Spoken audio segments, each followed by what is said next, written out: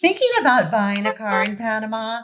Before you head to a dealership, you need to hear this. From financing quirks to license plate rules, Panama's car buying process isn't just different, it's a whole new roadmap. Today, we're sitting down with the man who knows this road better than anyone else, Fernando Tristán, VP of Grupo Sílaba and President of ADAP. Whether you're an expat investor or just car curious, this episode will steer you in the right direction. Welcome to the Panama Podcast, from dreaming to doing.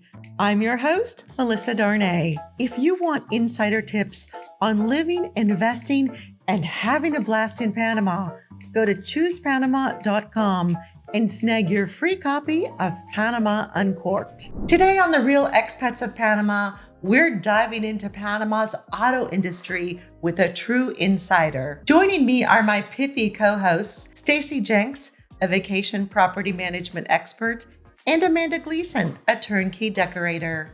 Our special guest is Fernando Tristán, Vice President of Sales at Grupo Sílaba, one of Panama's leading car dealership groups. But if that job wasn't big enough, he's also the president of the Association of Car Dealers of Panama, also known as ADAP. Whether you're thinking about buying your first car in Panama or just curious about how the industry works here, Fernando brings a wealth of knowledge and firsthand experience. Buckle up. You're going to love this episode. First of all, Fernando, I would like to welcome you to our show. And thank you for inviting us to your offices here at Grupo Sílaba. It's been fun taking this show on the road. Fernando, for someone who's bought a car in the US or Canada, which is probably everyone who's watching or listening to this podcast, what's the biggest difference they'll notice about the process here in Panama? Okay, thank you for being with me in my office, and you're always welcome. I'm sorry for my English, as I tell you at first. And I just want to point out, if anyone has a hard time understanding him, go to the closed caption below and just get the captions in English or your language of choice. In Panama, Melissa, it's so easy to buy a car. It's a normal place. For us, it's a normal business. So somebody can come to our office and can buy a car. It's only have to do your ID, and we make all the paperwork to have the vehicle at your name. It's so really easy to do it. There is some different kind. If you have the money, or if you are going to pay by cash, it's going to be so easy here in Panama. And I loved when we walked in, there were so many people just sitting, waiting to help. So I think if you want to buy a car, you don't have to be concerned about, is there going to be somebody to help you, especially if you come here? No, you doesn't need a special person to help you buying a car. You only can choose the vehicle that you can buy it, and you have your budget. And we have here in Panama a lot of companies. We have more than 100 brands selling in Panama right now. And it's so impressed because we are a 4.5 million people country and selling more than 100 brands. But it's part of the business and part of the game. If you find the vehicle you like it, you choose the model that you like it, and you doesn't need a special person who go with you.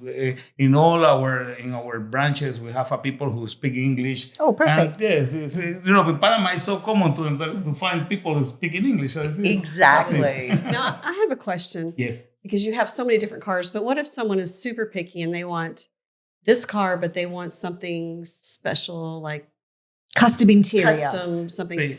How long can you do that, first of all? And Sí. second of all, how long does that take? Sí.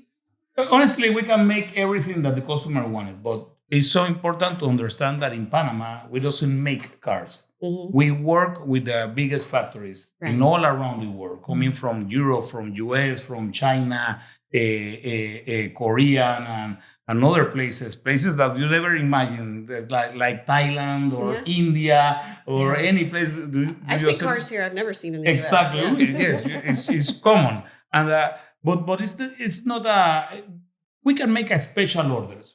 But as I told you, as we work with the whole biggest factories, it's not easy for us to say, okay, I want this car with red interiors because my customer wanted. They can do it, but maybe they can take a lot of time because the vehicles is a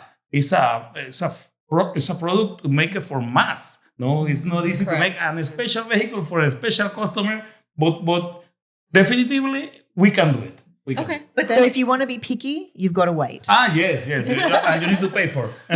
So you have to pay. So it could be that it takes the factory 3 to 6 months to make the change, and then it still has to get on a ship and come to Panama. The process is we need to make the order. The factory need to approve the order, and they need to put the allocation for start making this car. And they start making the car. Make the car maybe takes 2 or 3 weeks. And when the car is ready, they need to go to the port and wait for the next ship. And to be honest, all the ships take more than a month. Right. Maybe vehicles coming from Mexico or coming from US, maybe you can cut the lead time for 3 or 4 weeks, but it's usually 1 month or more. Okay. In the US, which really isn't a haggle culture, it's normal to haggle a bit when buying a car. What is the haggling process like in Panama when someone's buying a car? And is it different for a new car versus a used car? Okay, as all the business, haggling is a part of the game. It's a part of the game. Exactly. This is the real world because it's a game. We have the down price, we have the high price, and the middle price, and it's on depend what about the customer, the customer expectations, and the company possibilities. No, to be honest, maybe you can find a customer who said, "I like this car. I don't want to any haggle to. I want this. I want to pay this money." It's okay, but maybe you can find a ridiculous offer. For example, I said, how much is the car? $20,000. Okay, I give you $15,000, and you can say, okay, go from my office because we are not going to do something like this. No? I used to be married in my past life to someone who had been a car salesman, and he used to tell me about the holdback. Mm-hmm. Is that something you have here? Yes, I hear something like this, okay? Because that was when you knew you were getting the best deal from the car yard, when they said, but I'm in my holdback. I can't go any lower. And that's when you knew you hit the spot. You know, Amanda, there is a lot of strategy. Sales something about sales strategy. For example, if you're buying a luxury car, maybe you can go to the car dealership and say, okay, I like this car. How much is $80,000? Oh, $80,000 is too much for me. But maybe this car having a lot of time do not sell. Maybe you are the special customer for this car. Maybe you can make an additional effort to try to sell the car.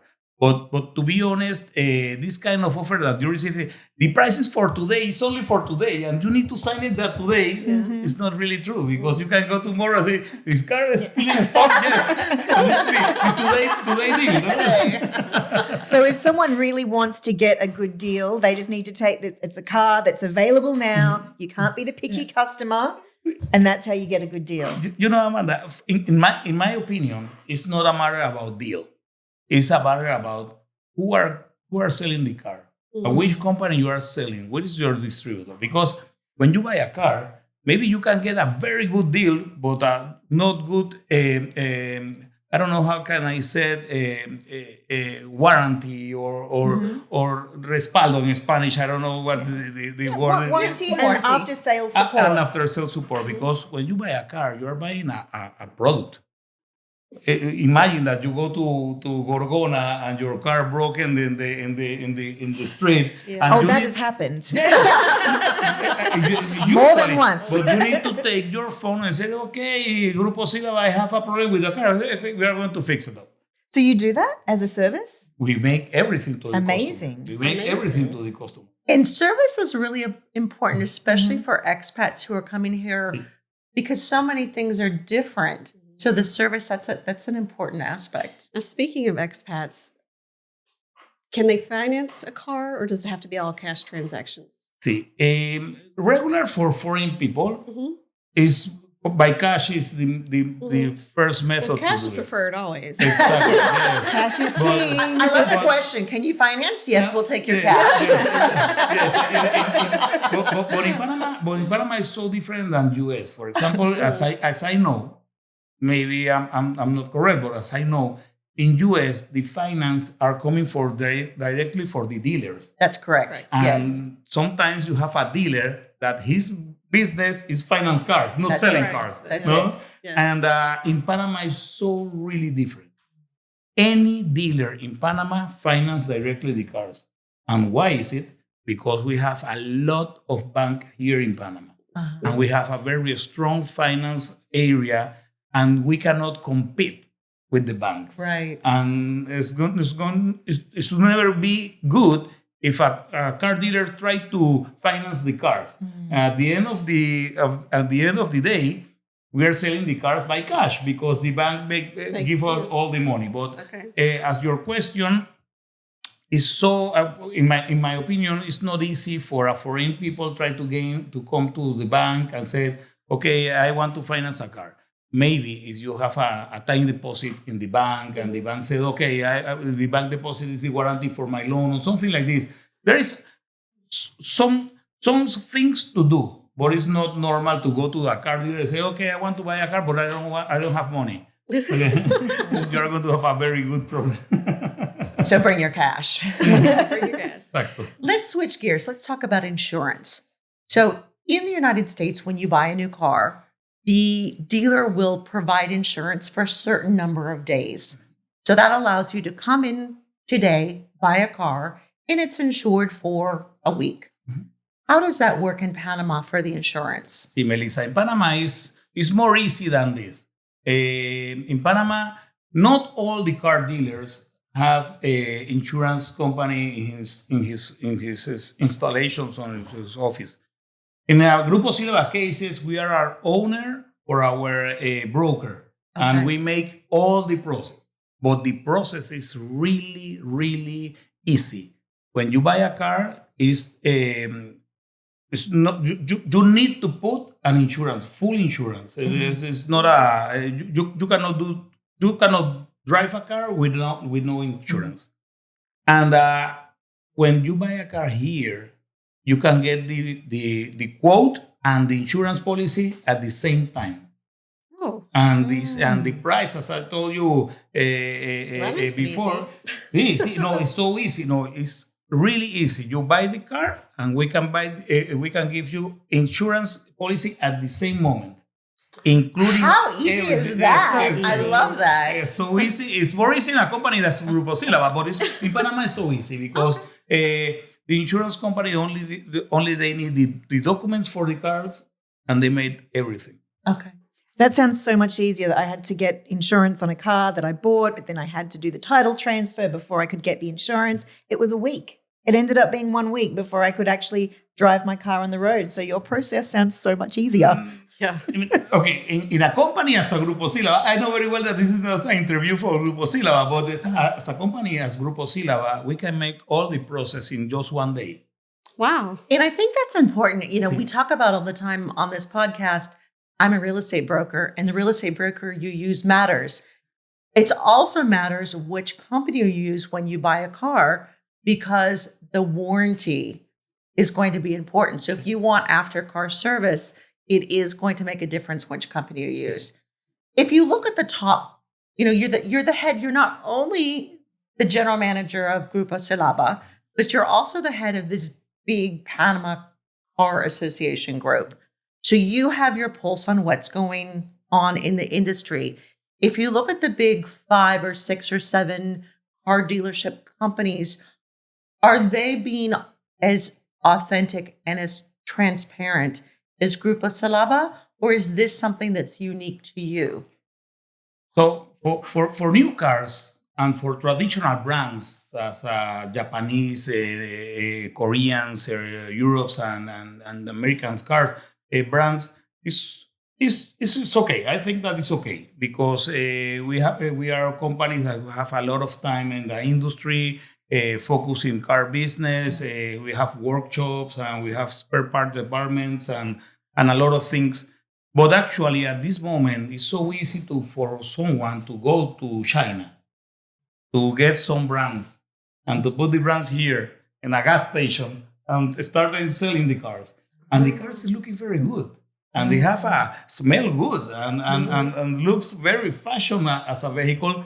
And to be honest, I could be warning. I can say you need to be worried about it because in 2 or 3 years, you don't know if this company are going to be here. Exactly. And I think that the seniority in this kind of business is the most important in a country like Panama. Right. For example, Grupo Sílaba, we have 35 years in the industry. Yeah. There is other companies who have 40 years, 15 years, 20. But if you find a company starting, you need to be a little bit worried about exactly for the future. And this was a big question we had as our team was sitting down and talking about this interview. That was the big question we had, is with the rise in Chinese cars that you can get here like an Amazon package. Yeah. What's the difference? And that's a great explanation. So thank you. Buying real estate in Panama isn't like buying back home. What you don't know can cost you. Before you search for properties online that might or might not be as advertised, go to choosepanama.com/contact and schedule a free 30-minute call. Our white glove service takes the stress out of buying abroad. What are some of the hidden costs that expats should be aware of when buying a car in Panama? I don't think that they have not two problems to try to buy cars in Panama. It's so really easy to do it. I can think about no problems to try to buy cars in Panama because it's so easy, and to try to drive the cars is more easy than try to have a lot of traffic. But it's funny because some people when think about Panama, people think about an island. And say, Panama is a little island. I don't know how the people drive. No, Panama is a city. Yeah, right. You know that very well. Right. I like driving in Panama City. I think the rules are very normal. Whoever has their nose out first wins. Yeah. He who dares wins. He who beeps loudest wins. They love some horn work here in this city. So I had a question. If someone has bought a vehicle, whether it's new or secondhand from a dealership, and they've had something go wrong, is there a consumer protection body that governs that here? See, here in Panama, we have an office for the government that said ACODECO. It's for the customer who have some problem with some economic group or something like this. And they have his own rules. In Panama, we have the law that all the vehicles need to have new vehicles, 1 year warranty or 15,000 kilometers. It's up for the law. And for used cars, 6 month warranty and maybe 20,000 kilometers. But this is the regular warranty that the law asks for. But all the brands, for example, in our company, we have Mazda vehicles coming from Japan, offering 3 years warranty, 100,000 kilometers. We have a Kia brands, 5 years warranty, and the Chinese brand is unbelievable. 7 years warranty, bumper to bumper. Wow. We have a lot of people ask if they can lease a car here. Is that something you can do in Panama? See, lease, you can do lease, but in my experience, the foreign people coming from US think about lease different as us. Okay. For example, all the banks offer leasing for the car. You can go to the bank and say, this is my pro forma, the price for the car is $20,000, and they can give you a leasing for the car. Leasing is regular, it's a finance for it. Okay. And you need to pay the car for 5 years, for example, and the 5 years the car is at your name. This is a lease, but they have a fiscal advantage when you make your reports for incomes and loss. You can use this like a cost for your life. But I understand very well that in US they use the method is lease. You go to the dealer, and the dealer say, okay, your monthly payment is $500, and you pay $500 for 3 years. Right. And the second year, you say, I don't like more this car, and give you the car, and give another car, and put another. In Panama, you cannot do that. But actually, there is some rentals company making lease. Oh, okay. Yes, you can go a company. I don't want to say the names for the company, but the franchise rentals company, they have these commercial departments, and they make a lease. It's you said, I like this car, and they came to the car dealership. They buy the car and make you a lease. And in 3 years, you can say, okay, I pay you for 3 years very well. I want the upgrade. Or the downgrade, I don't know. No, and this is the method that you can do it. But thinking in your question, not exactly a lease like US, but something similar than this, you can take it in Panama. What about taxes on cars? What are the taxes that the government, it's compulsory to charge on the purchase of a car? See, Panama have a very common structure for taxes. As I mentioned, all the cars are imported. All the cars coming from other countries. And we have the government have a table. It said the table is about the FOB price for the car. The car is less than $10,000 FOB, pay something, and the price is under $20,000 to $20,000 other bracket, and something like this. And this is no different. It's a luxury car. No different. It's a commercial vehicle. No different. It's so really easy to understand. But this is nothing matter about the customer, because the customer pay the car, including the FOB price and the taxes, the import taxes, and the profit. No, and that's it. So easy. Right. So easy math. Right. Okay. What about if are there any special benefits for people who are on a retirement residency visa? See, I know that in Panama, we have a special document that is a retire. Yeah, the pensionado visa. Exactly, pensionado visa. That's it. And they have the advantage to get the car not paying import tax. Okay? But it's so important to understand that the process is really, really long. Maybe it takes around 4 months. Oh, wow. And you need to contract a lawyer to make it by you. You cannot do it by yourself, and the car dealers can do it too. And then you can get the car without taxes. Looking, okay, I save some money for taxes, it's okay. But the problem is when you are going to sell this car because you want to change it, you need to pay the taxes because the new owner doesn't have this benefit. okay. So then why did you do that in the first place? Yeah. Well, what they want you to do when you're pensionado, they want you to drive that car until you die. Not in the car, though. Don't die in the car. That totally went sideways. Okay, let's shift back to the topic at hand. Do you see a shift in demand toward electric or hybrid vehicles among your customers? This is a very good question because I think that nobody in the world knows what's going to happen. This is in my mind. This is about my experience. But I know very well what about the Panama market.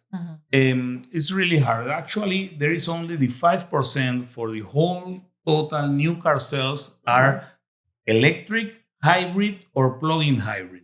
And this is a very small part of the market, no? And the reason are because we doesn't have a lot of chargers in the street. Yeah. You are looking. It's called the chicken and egg. Exactly. Do you get the charger first what is first? in anticipation of the cars, You or the are cars right. that need the chargers? You are right, Melissa. You are right, and actually, the electric car, because there is more expensive than a nice vehicle. You say ICE is an internal combustion engine, no? Right. It's more expensive than, and for this reason, I think that most of the customer buying electric cars actually in Panama is only for fashion look, no? I'm driving I'm an ecological, something like this. I'm a green guy, I think something like this. But But there is some companies trying to start to sell cars. For example, in our cases, to be honest, we have more than 15% for the market share in Panama, and we do not sell any electric vehicle because And you said 15% or 50%? 50. 15. 15%. Sorry, 15%. No, if it was 50, Champagne. I'm playing golf. I'm playing golf from Friday to Monday. See, that's it. And I'm not really sure what's going to happen, but I'm looking that the changes are very, very slow. Very slow. So you won't be buying a Cybertruck anytime soon. Anytime. Anytime. Now, before we wrap up, I want to talk a little bit about ADAP, which is the body that regulates the car industry. What is the role in Panama of ADAP? Sí. ADAP is the association, in Spanish is Asociación de Distribuidores de Autos de Panama, Panama Distributor Associations. And we are the major company imported vehicles to Panama. And we have in the same association, and we work together with the government. For example, when they want to change a law, and when they want to make a new line for the streets or something like this, we are here. We make a lot of activities, especially first for sales cars or something like this, and we use our muscle to talk with the banks to get better condition for all the customer. But at the end of the day, we work together to the same route. In closing, we've had such a great discussion today, and you are so charming. So we appreciate spending a little bit of time with you. What advice do you have for expats who are buying their first car in Panama? No, Come to Grupo Sílaba. directly to the airport, put it in place and come to Grupo Sílaba. No. I'm sure they'll send a car for you. See, as you know, unfortunately, the public transportation in Panama is really hard to get it. Okay, we have the metro, we have the taxi. Actually, we have Uber. Uber is okay, but you cannot drive move all your life using Uber because it's so expensive. Come to Panama. It's so easy to buy a car. It's so easy to drive a car. It's so easy to get insurance for the car. And maybe it's less stress than try to buy the car in a place like United States. For example, you can buy the car in the morning, and in the next year you have all the paperwork at your name. Because it's so easy, the process in a company biggest like us, and this is my... You said in the next year. Huh? What, you said in the next year or the next moment or the next hour? Next day. Oh, next day. I said the next year.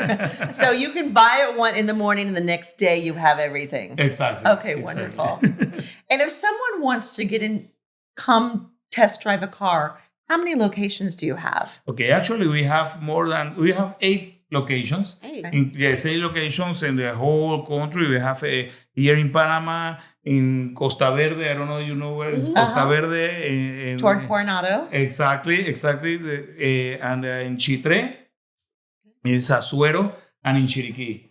And we have a workshop. We have spare part in department. Chiriquí, is it in David? Exactly. Okay. In David. We have a biggest company. We sell different brands, as I mentioned. It's Kia, Mazda, Omoda, Jayco, and Carry is a commercial vehicle that we sell. And my recommendation is it's so easy to do it. So we're going to put your website in our show notes, and we're going to put it down here right now. But would you just tell the audience what your website is? Yes, it's www.silaba.com. It's so Nice easy. and easy. It's easy. It's Sílaba. Our name is Grupo Sílaba.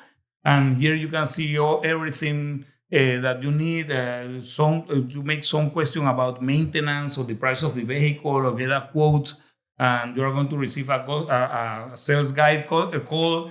And we can start all the process. But in Panama, it's important to know, not only in Grupo Sílaba, in Panama, the car buying process is so really easy.